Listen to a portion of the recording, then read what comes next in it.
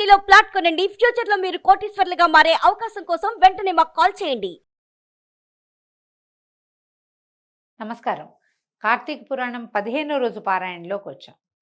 15వ రోజు లెక్క ప్రకారం పౌర్ణమి అవ్వాలి, మనకి 14వ రోజే వచ్చేసింది కదా.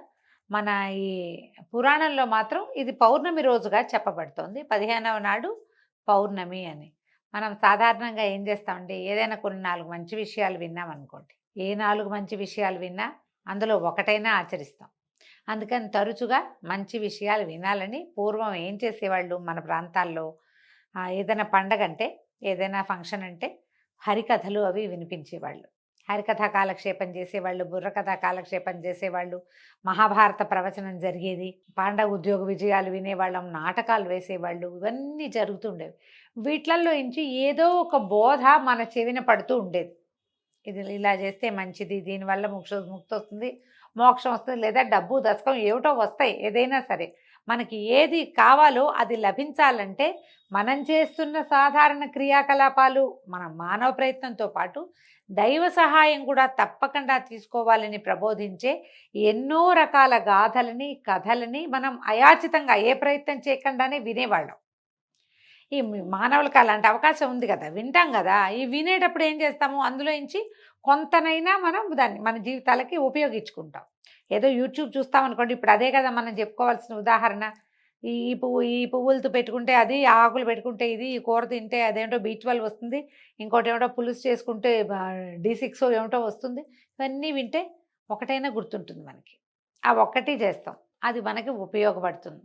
ఉపయోగపడని విషయాలు ఎన్నో వింటాం, ఎన్నో చేస్తుంటాం. కానీ వాటి మధ్యలో మన జీవితానికో, ఆరోగ్యానికో, ఇహపర సాధనకో ఉపయోగపడే ఏదో ఒక విషయాన్ని మనం వాడుకుంటూ ఉంటాం.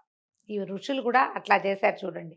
మరునాడు అంటే కార్తీక పౌర్ణమి కావటం వల్ల 15వ నాడు నైమిషారణ్యంలోని మునులందరూ సూత మహాముని ఆధ్వర్యంలో వనభోజనాలు ఏర్పరచుకున్నారట.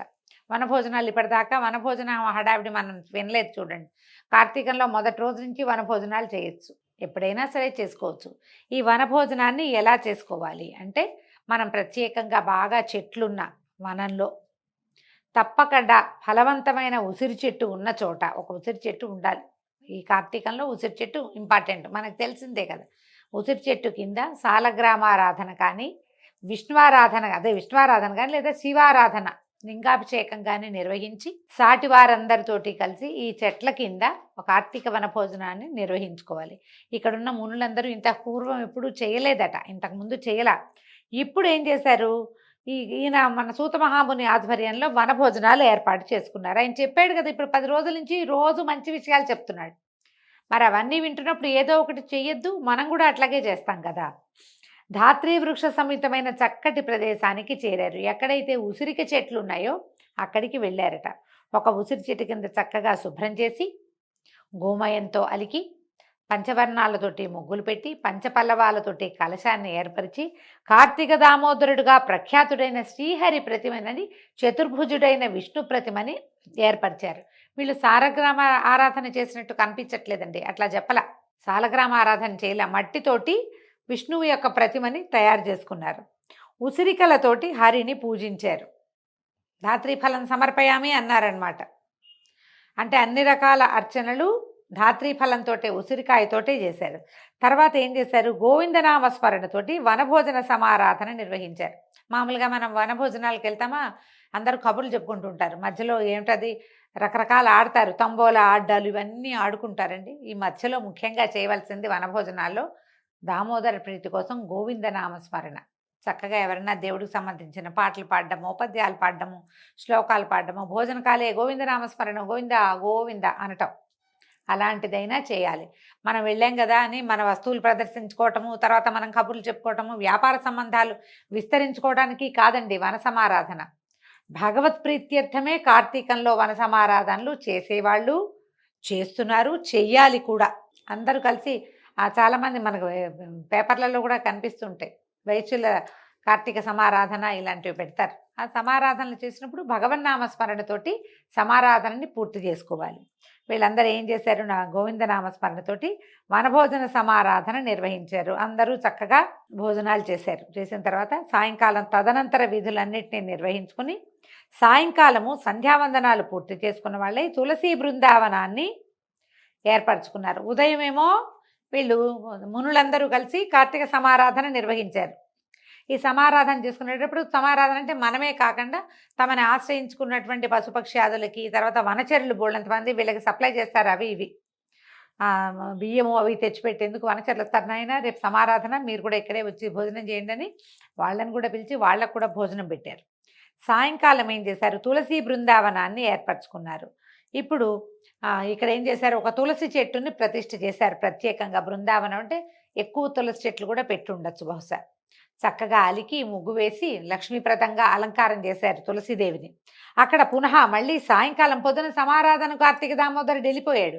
ఇప్పుడు మళ్ళీ ఏం చేశారు, పునః విష్ణువుని కార్తీక దామోదర నామధేయుడిగా ప్రతిష్ఠ చేశారు. చేసి ప్రాణప్రతిష్ఠ చేసి తులసీధాత్రి సమేత కార్తీక దామోదరాయ నమః. తులసి ధాత్రి అంటే ఉసిరి చెట్టు అండి. వీళ్ళిద్దరితోటి కలిసి ఉన్నటువంటి కార్తీక దామోదరుడికి నమస్కారాలు చేస్తున్నామని షోడశోపచారాలు నిర్వహించి స్వామికి నమస్కరించి దీపారాధనలు చేశారు. కార్తీక మాసం ఈ పౌర్ణమి నాడు విశేషంగా చేయవలసిన విధి ఏంటంటే దీపారాధన. ఎంత దీపాలు పెడితే అంత మంచిది. మనము 365 ఒత్తులే వెలిగించుకోవటం కాకుండా వాకిళ్లలో, పెరళ్లలో, తులసిదా సమీపంలో ఆకాశ దీపంతో సహా అన్ని రకాల దీపారాధనలు పౌర్ణమి నాడు నిర్వహిస్తే మంచిదట.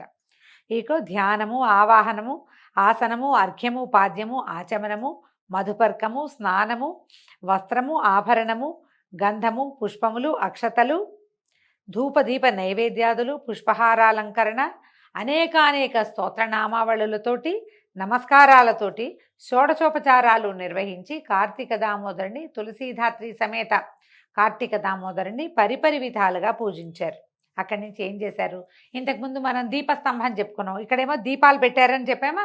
ఈ దీపస్తంభానికి ఏం చేశారట, చిలవలు పలవలు లేకుండా ఉన్నటువంటి ఒక మొద్దులాగా, ఒక అంటే లాగ్ కలప, అవి లాగ్స్ అంటాం కదా మనం, ఏమన్నా దుంగ, అలాంటి దుంగలని ఒక కలప స్తంభాన్ని తీసుకొచ్చి దాన్ని నాటారట. నిలబెట్టడం కాదు, కొంచెం భూమిలో తవ్వి దాన్ని నాటారు. నాటి దాని మీద ఏం చేశారు, శాలి వ్రీహి ధాన్యము తిలాదు, శాలి వ్రీహి ధాన్యాలు, శాలి ధాన్యము వ్రీహి ధాన్యము ఈ రెండింటిని పోసారు. దాని మీద ఒక మధ్యలో నువ్వులు పోసి నువ్వుల మీద ఆ పైన ఆవు నేతితో దీపాన్ని వెలిగించి శ్రీహరికి పరమప్రీతితోటి అర్పించారు. దీపస్తంభం ఇప్పుడు మనం ఏం చేయొచ్చు, కార్తీక పౌర్ణమి నాడు వాకిట్లో చక్కగా ఇంత పొడుగాటి దీపారాధన కుందిని వెలిగించి ఆవు నెయ్యి పోసి, నెయ్యి పోసిన తర్వాత ఒత్తులు వేసి, ఎప్పుడునండి మొదట ఒత్తులు వేసి తర్వాత నెయ్యి నూనె పోయకూడదు. నిండుగా సాధ్యం త్రివర్తి సంయుక్తం అన్నారు. మొదట ఆజ్యం నింపి దాంట్లో అప్పుడు ఒత్తులు వేసుకోవాలి. ఈ ఒత్తుల్ని అప్పటికప్పుడు వెళ్తే ఒక్కొక్కసారి వెలగవండి, కొరుక్కుపోయినట్టు అయిపోతాయి. దానికి ఏం చేయాలి, అసలు ఈ కార్తీక మాసం అంతా కూడా మనం ఒత్తుల్ని ఏదైనా ఒక డబ్బాలో పెట్టి చక్కగా ఆవు నెయ్యి కొంచెం కరగనిచ్చిపోయటమో లేకపోతే నూనె పోసి ఒత్తుల్ని నానబెడితే చక్కగా నిలబడి కాలుతాయి, ఆహుతి కూడా అవుతాయి, వెలుగుతాయి ముందు వెంటనే. మనం వెళ్ళేది కొసలు మలిపి వేసేసుకోవడమే. నూనెలోంచి తీర నూనె బాగా నిండుగా పోయకూడదు, తడిసేలాగా పోయాలి. ఎక్స్ట్రా ఉన్న నెయ్యి అవి నానిపోయాక ఎక్స్ట్రా ఉన్న నెయ్యిను నూనెను వంచేసుకుని మన పెద్ద డబ్బాలో పోసేసుకుంటే ఈ నూనెతో లేదా నేతితో తడిసిన ఒత్తులు చక్కగా వెలుగుతాయి. మనం 365 ఒత్తులు వెలిగించేటప్పుడు కూడా ఇదే పద్ధతిని అవలంబిస్తే చక్కగా వెలుగుతుంది. అప్పుడు ఏం చేశారు, ఆవు నెయ్యితోటి దీపాన్ని వెలిగించి శ్రీహరికి సమర్పించారు. ఆ తరువాత ఆ వెన్నెట్లో ఆ దీపాల వెలుగులో శ్రీహరి సన్నిధిలో కూర్చుని వీళ్ళందరూ కార్తీక మాసాదిగా కార్తీక మాసం మొదలుపెట్టిన రోజు నుంచి తాము చెప్పుకున్న స్కాంద పురాణాంతర్గతమైన విశేషాలు ఏమిటది, కార్తీక సోమవార వ్రతము, కార్తీక పౌర్ణమి స్నానాది పుణ్య సంచయ కథాస్వరూపాలైనటువంటి తత్వనిష్టోపాఖ్యానం. తత్వనిష్ఠుడనే బ్రాహ్మణుడు, ఆయన 3 బ్రహ్మరాక్షసులు వెంబడబడ్డము, పడితే ఆ 3 బ్రహ్మరాక్షసులకి ఆయన ఎట్లా మోక్షాన్ని ఇచ్చాడు. తర్వాత ఏమో నిష్ఠురి కథ, కుక్క జన్మ ఎత్తిన ఒక స్త్రీకి కైవల్యాన్ని ప్రసాదించిన ఒక బ్రాహ్మణోత్తముడి కథ, ఆ కథా విశేషము. తర్వాత శత్రుజిత్తోపాఖ్యానం, శత్రుజిత్తు కథ. ఆ తర్వాత వనభోజన మహిమ, ఎట్లా అడవుల్లో ఈ మన వనభోజనాలు చేస్తే తోటల్లో, దొడ్లల్లో, పెరళ్లలో, చెట్ల కింద భోజనం చేయటం, దాని గురించి దాని గొప్పతనము. తర్వాత దేవదత్తుని కథ, తర్వాత అజామిళోపాఖ్యానం. ఒట్టి నారాయణ నామస్మరణతోటే విష్ణు పార్షదులు వచ్చి అజామిళుణ్ణి తీసుకెళ్లారని చెప్పుకున్నాం. ఆ కథని పదే పదే తలుచుకున్నారు. ఒట్టి నామస్మరణతో భగవంతుడు ఎంత దయామయుడు. అయితే ఒట్టి నామస్మరణ చేస్తేనే మనకి వచ్చేస్తుంది ఆ కైవల్యం అంటే అలా రాదండి. దేశకాల పాత్రతలు ఉన్నాయి ప్రత్యేకంగా. మనం ఎక్కడుండి పిలిచాము, ఏ సమయంలో పిలిచాము, మనం పిలిచినప్పుడు కాలం ఎలాంటిది, దానిని బట్టి మనకి మోక్షం వస్తుంది. అదే అజామిళుడి కథలో చెప్పబడింది. తర్వాత మందరోపాఖ్యానం, ఏలికగా పరిణమించినటువంటి ఒక బ్రాహ్మణ యువకుడి కథ. తర్వాత శృతకీర్తి ఉపాఖ్యానం. ఈ కథలన్నిటినీ తలుచుకున్నారు. అన్నిటికంటే అత్యంత విశేషమైనది, అత్యంత పుణ్యఫలప్రదమైనది అయినటువంటి అంబరీషోపాఖ్యానం. ఎంతటి మహాభక్తుడు! ఆయన ఏం చేశాడు, ఈ అంబరీషుడు తన తాలూకు ఈ ఏకాదశి వ్రతం వల్ల ఎట్లాంటి వాళ్ళ సరసన చేరాడంటే ప్రహ్లాద, నారద, పరాశర, పుండరీక, వ్యాసాంబరీషులతో పాటు చేరాడు. అక్కడున్నాడు. ప్రహ్లాదుడు మహాభక్తుడు, మనకు తెలుసు, భగవంతుడి సాక్షాత్కారం పొందినవాడు. నారదుడు, పరాశరుడు, పుండరీకుడు వాళ్ళ వరసలో చేరిపోయాడు. ఈయన యొక్క ఈ ఏకాదశి వ్రతం వల్ల, అకలంకమైన విష్ణుభక్తి వల్ల ఎట్లా వీళ్ళు భక్తాగ్రేసరులుగా మారతారు అని ఆ కథ అంతా పదే పదే తలుచుకుని మళ్ళా వాటిని ఒకళ్ళకొకళ్ళు చెప్పుకుంటూ మరీ ఆనందించి, మనకు తెలిసిన కథే అయినా మళ్ళీ వింటుంటే భగవత్ కథలు ఇట్లా తాదాత్మ్యాన్ని, సంతోషాన్ని కలిగిస్తాయి. పదే పదే చెప్పుకుంటూ పునః మననం చేసుకున్నారు.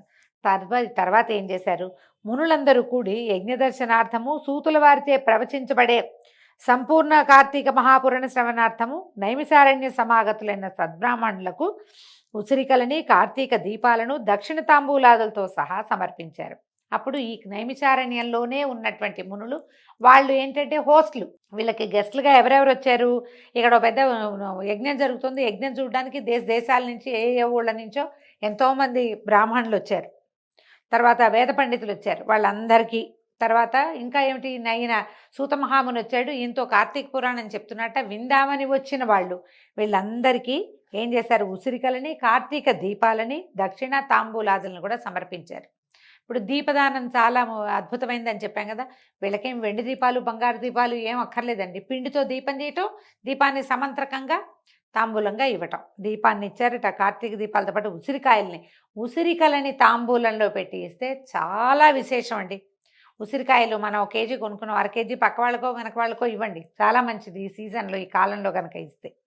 దక్షిణము తాంబూలాలతో సహా సమర్పించి అందరికీ నమస్కారాలు చేసుకుని పదే పదే ఈ కార్తీక పుణ్యగాథల్ని తలుచుకుంటూ ఉన్నారు. ఆ రాత్రి ఏం చేశారట, కాలాతిక్రమణను కూడా లెక్క చేయకుండా హరినామస్మరణలతోటి, సంకీర్తనలతోటి, నృత్యగానాది ఉపచార సమర్పణలతోటి గడిపి భక్తి పారవస్యంతో తన్మయులై జన్మ సాఫల్య సంతృప్తులయ్యారు. సౌత సౌనకాది మునిప్రవరులంతా కూడా ఆ రోజు రాత్రి, పౌర్ణమి నాటి రాత్రి జాగరణ చేసి తెల్లవార్లు విష్ణునామ సంకీర్తనతోటి, నృత్యగానాదులతోటి, భగవత్ సంకీర్తనలతోటి ఎంతో సంతోషంగా కార్తీక పౌర్ణమి మహాపర్వదినాన్ని విశేషంగా ఈ నైమిసారణ్యంలో ఉన్నటువంటి ఋషులు, మునులు అందరూ జరుపుకున్నారట. దీంతో 15వ రోజు పారాయణ పూర్తయిందండి. రేపు ఉదయం మళ్ళీ 16వ రోజు పారాయణలో మళ్ళీ కలుసుకుందాం. నమస్కారం.